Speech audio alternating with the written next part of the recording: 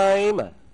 Second choice, Crystallian Honors, and they're on her way. Crystallian Honors moving up, Sky Serpent.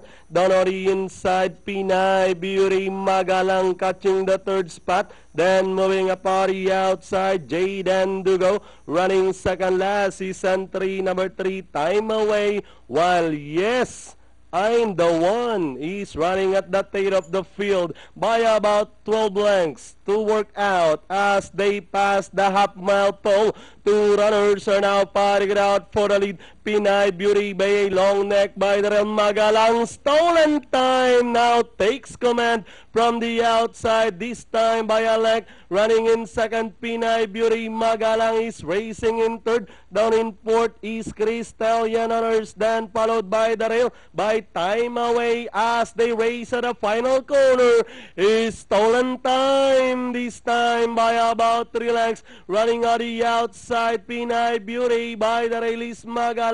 Then comes Time Away, Crystallian Honors, and down the stretch and leading the finish line is Stolen Time, this time by about 7 lengths. Running in second, Pinay Beauty, moving up Crystallian Honors, and finally Stolen Time, Crystallian Honors, Magalang. Then comes Time Away, Pinay Beauty, Sky Serpent, number 8, Jaden